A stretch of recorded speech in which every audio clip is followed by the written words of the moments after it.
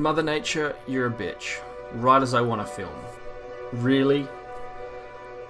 Okay, I'll be back in about half an hour.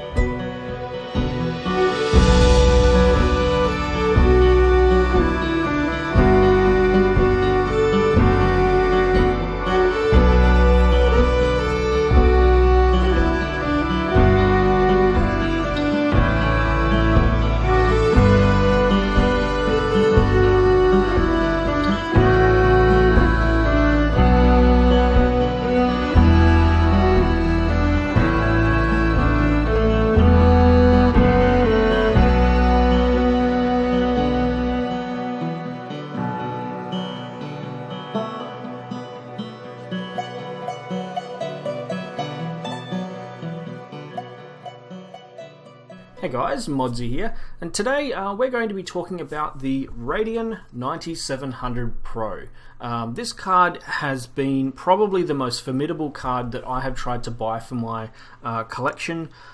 This card has, obviously it is a very well known card in ATI's history, probably one of their more highlight of their early years at least anyway. But we're also going to be talking about this little card here, the 9500 Pro, which is of course the sort of third fastest card of that generation at the time. Now there's a few reasons why I'm calling the 9700 Pro my most formidable card. For me, back in the day when this card came out, I was on the GeForce bandwagon.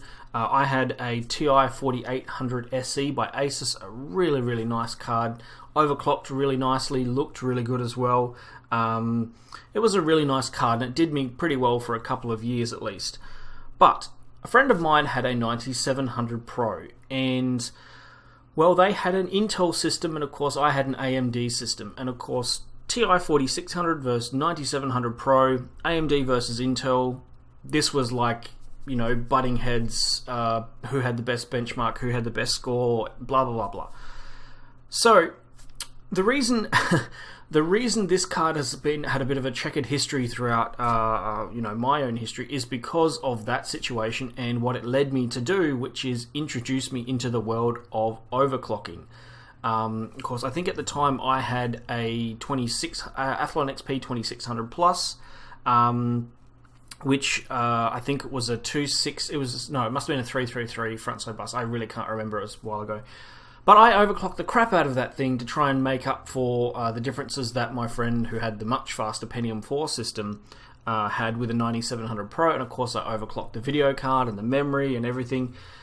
In the end, I ended up killing, I think it was 3 motherboards. I went through 2 8-bit NF7S version 2s, and I also then ended up killing my much more expensive 8-bit AN7 motherboard that I had as well. I believe I went through quite a few RAM sticks just trying to overclock to like 433 or 466 megahertz above 400.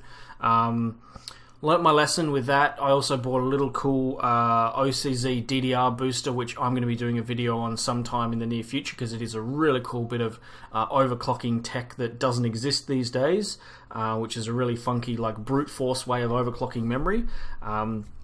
But I'll get onto that in another video. But back to the 9700 Pro. So you all know the history of the 9700 Pro, how awesome it is, how dominating it was when it launched compared to the GeForce 4s at the time. Even so, when the FX series cards first came around, you know, the 9700 Pro was still beating the new generation of GeForce cards in some cases as well.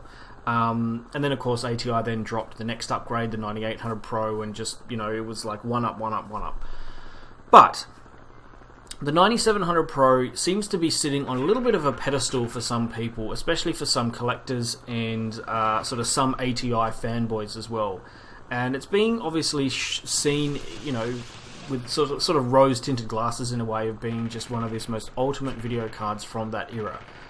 Well, not wanting to bash on the AMD fanboys too much, but obviously I would like to, being a bit more of a GeForce fan that I was back in the day, I had to knock it down a few pegs, and that was because of one crucial issue that the card had, and that was the little silver shim that was around the die of the heatsink. So this little gold heatsink that you see on the cooler here, which I can show you in some B-roll, has a completely smooth bottom on it, which in most cases is fine, that's normal. It touches, makes contact with the die, it does its cooling job, awesome.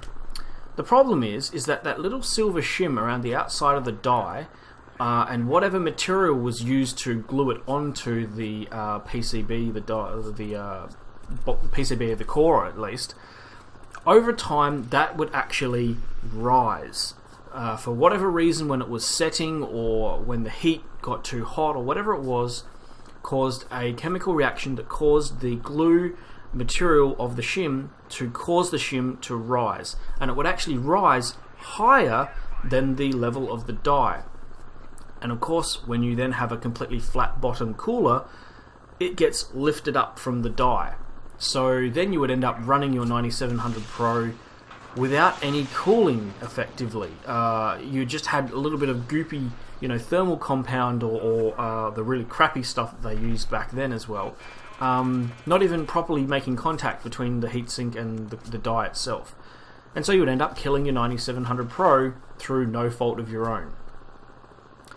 And that in itself has made it very difficult to find working, good condition 9700 Pros now, so many years later, because so many of them died because of that issue.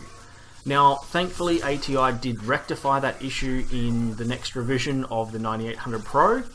They still used everything the same on the card was the same, but what they did do is on the little silver aluminium heatsink, they had a little raised section that would be higher than the rest of the heatsink, so that it would make contact and there'd be extra space around the die and around the where the shim was on the 9800 Pro, so that when the shim did lift up eventually, the heatsink was still making contact with the die and it wasn't getting lifted up by the shim.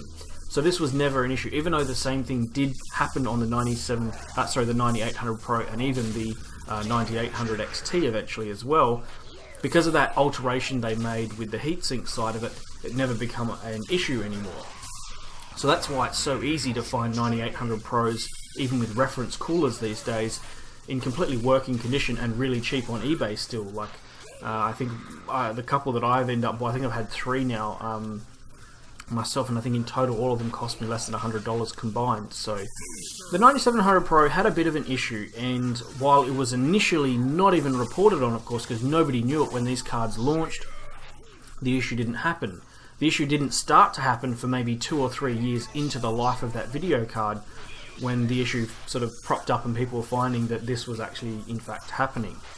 Now, obviously ATI had been aware of this and fixed it with the 9800 Pro, so when the next generation came out in 2003, the issue was fixed, but of course there were only very few places that you could find in 2002 at least that reported on it being a problem.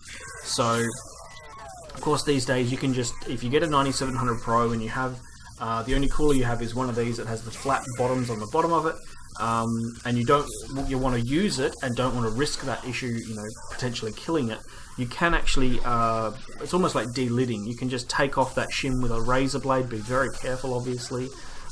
Take your time, look at a few videos. I believe Phil from Phil's Computer Lab, I know he's done one on his 9700 Pro. But you can rectify the issue by just removing the shim, and then you have no problem at all.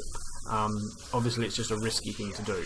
So, now, comparing the 9700 Pro to the GeForce at the time, obviously, we all know the specs of the 9700 Pro completely trump that of the GeForce 4 Ti 4600. But in my opinion, actually, the 9700 Pro isn't actually the star of the R300 generation of cards.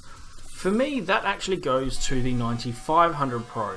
Now, this was praised as well at the time for being really powerful and really good, and in 2002, all the benchmarks were saying that it was sitting pretty much in the middle of all the GeForce cards. You had like 9700 Pro, stock 97, Ti 4600, Ti 4400, 9500 Pro, Ti 4200. That's roughly the pecking order, give or take. Maybe some of the GeForces and the Radeons in the middle there would mix it up, but the 9700 and 9700 Pro was on top pretty much with every single thing you threw at it. But what a difference 1 year can make. So what truly made this card an absolutely legend, in my opinion, probably more so than the 9700 Pro, of course. The 9700 Pro kind of speaks for itself. It is the flagship card. It's expected to be, the most powerful, whichever, and it proved to be. But the humble little 9500 Pro, which launched for obviously a lot less than what the 97 and 9700 Pro did, this card was cheaper than the GeForce 4 Ti 4600. And of course, at the time, the GeForce 4 Ti 4600 did beat this card in 2002. But suddenly, 12 months later, this card was completely crushing the GeForce cards in pretty much everything you threw at it that was DirectX 9 based. And 1 year later, this little beast became probably the most legendary R300 and the most formidable card to the GeForce cards that existed. This thing kicked ass, and anyone who owned a 9500 Pro was laughing. They were just like, holy crap, I'm set for like the next 2-3 generations almost. Well, maybe that's a bit of an exaggeration, but maybe 2 to 3 years is a bit more accurate. They could still be using this in like 2004 when the 6800 Ultra come out, and this thing was still holding its own really, really, really well. Obviously, it had not quite done, quite as well against the GeForce 6 cards, but still it was a crazy good card, for the money at least. Like I always like to ask in these videos is, one, is this card worth collecting if you're a collector? Is this card worth buying if you're just wanting to get a really powerful video card from that era and build a retro PC from that era? And well, let's answer the first one. If you're a collector, it's a 100% yes. If you manage to find one of these in working condition and it's the model you're looking for, grab it hands down, especially if it's a great price, because these cards are only going to get rarer and they're only going to get harder to find in working condition as the years roll on. More of them are going to die, and they're just going to get very, very rare. But I would also seriously consider picking up a 9500 Pro and having a play around with one of those as well, especially with something like a fast Athlon XP build. Something like, let's say, a Athlon XP 3000 or even 3200 plus on like 400 frontside bus, paired with one of these cards is a really, really good match. This is like two bits of hardware that really play well with each other. You get the most out of the card, you get the most out of the CPU, and the games of that era run really, really nice. So then we come on to, if you are building a PC and you're wanting an ATI card of this era, are these good to buy for your retro build? Well, the 9700 Pro, I'm going to say no. Very clearly, no. And that is because, one, they can go for a huge amount of money if you try to buy a particular brand or particular model. So you can end up spending a huge amount of money and then have the risk of buying a card that is actually dead or not working. It took me 5 attempts to buy a working 9700 Pro, and I'm a collector. I'm not even wanting to use it for a build. You can get lucky, you can find one that works, awesome, good on you. And I say congrats, because genuinely it can be crazy hard trying to find one of these cards in good and working condition. What I would recommend instead is actually picking up a 9500 Pro. That's because this card is pretty much 80% of the performance of the 9700 Pro when you're looking at DirectX 7 and DirectX 8 games. And it can obviously, it runs at roughly the same clock speed anyway from memory. I can't remember off the top of my head if they're exactly the same. I think they are. I think the main difference between the two cards is the 9500 Pro has half the memory bandwidth of the 9700 Pro.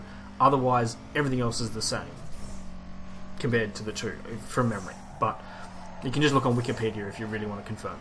Anyway, the 9500 Pro also uses a little floppy connector as well, which can be a little bit it can be a bit tricky to find, especially if you're using a modern power supply that might not even have a floppy connector, but you can just pick up a little tiny 4-pin Molex to 4-pin floppy connector as well. So yeah, but not only that, 9500 Pros tend to sell for a little bit less than what a 9700 Pro does.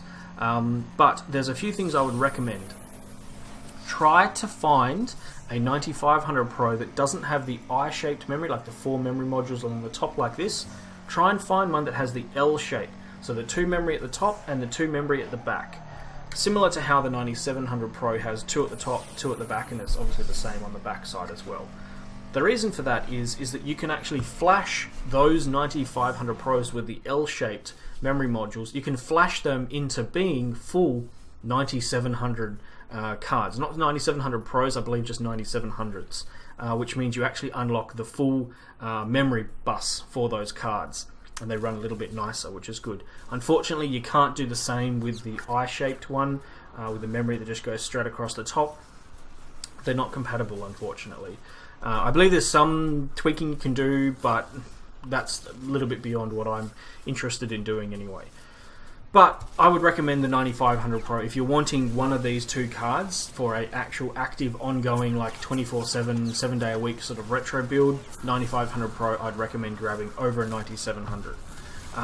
But if you are really in the market for more power than what the 9500 Pro has, something similar to a 9700 Pro, if you don't want to pay the premium for a 9700 Pro, what you can do is find a 9800 Pro.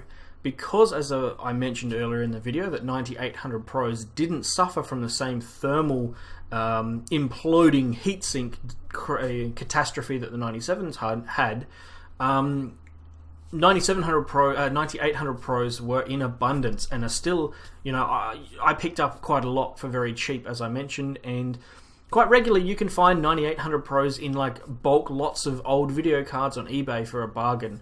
And sometimes people try to sell them for like $100, $200, but I mean, realistically, you end up seeing those listings hanging around for quite several months, if not years, because people just don't sell them at those prices. I would recommend picking up a 9800 Pro over a 9700 Pro if you're wanting that generation or that era of cards to use. The other card that I'll mention is, of course, the 9800 XT. For some reason, obviously because it's the last and fastest of that 9000 generation, is ridiculously expensive. Of course, it's the full-fledged 256 meg version, but it is really one of those cards that just has now attracted a premium for collectors to buy. So anyway, guys, thank you for watching, and I hope you've enjoyed the bit of a footage I had at the start of the video and some of the B-roll that I've had throughout this video as well. This video has been a bit of a process to try and actually finish and complete. I think this is about the 4th iteration of the video I've actually done. Yeah, thanks for watching, guys, and I'll catch you in the next one. Bye for now.